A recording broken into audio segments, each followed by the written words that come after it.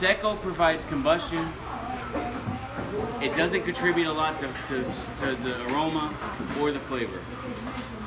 Viso burns fairly well. Really is the most significant contributor to aroma and a big contributor to flavor. Ligero is the biggest contributor to flavor.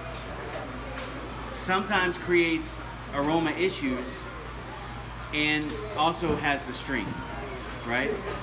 So remember, these terms are fluid because when I say Seco, that may be what someone else thinks of as Viso, right? Yeah. So the general way you make a cigar is you have at least one Seco, at least one Viso, at least one Ligero.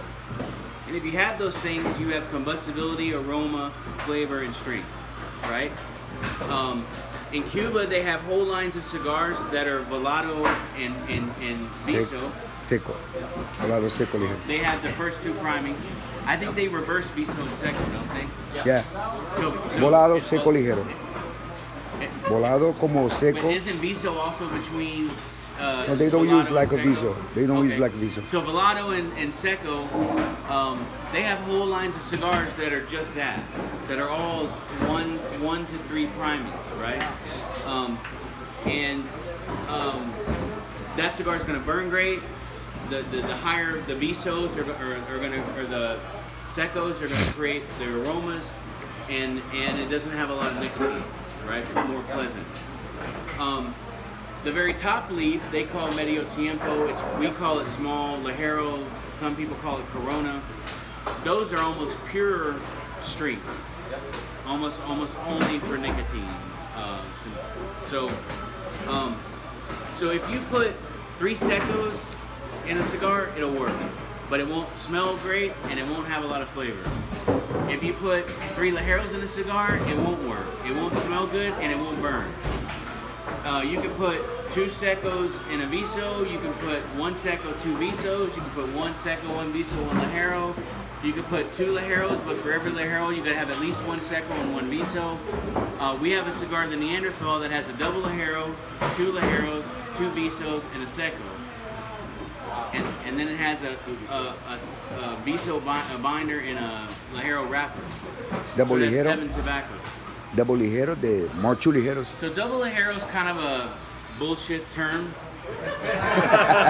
but what it really means is it's tobacco that's so thick it's beyond Ligero. This tobacco we use is a regrowth leaf from Pennsylvania broadleaf, and when you hold it, it feels like you have 3 leaves stuck together because it's probably Thick. a half a centimeter thick. It's like shoe leather, and it is probably 10 or 15 times more nicotine than a Corona leaf. Wow. It's really, really, really strong. Does that go in a bigger cigar or you walk it in a smaller? It goes, a little bit of it goes in our Neanderthal, which is really strong. It is in the top of the plants. No, it's a regrowth leaf. So regrowth. after they prime, another offshoot goes. So it's almost like so like imagine you have a root system for the plant. It feeds 16 leaves in a criollo plant, for example. Yeah. When you take 4 leaves off, that whole root system is only feeding 12 leaves. Okay.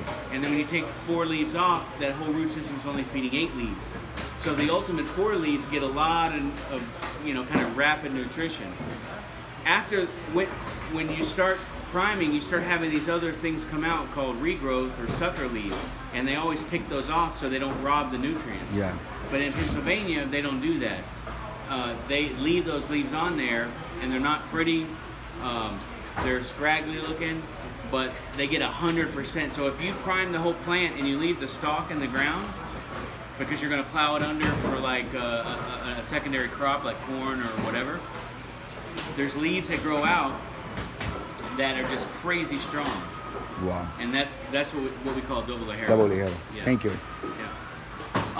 So the last thing I'll say about this tobacco is, everybody says, we only use the best tobacco. I have no idea what that means.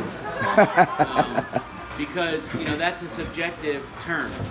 A filler leaf when you buy filler, you're looking for texture. Is it the texture you want?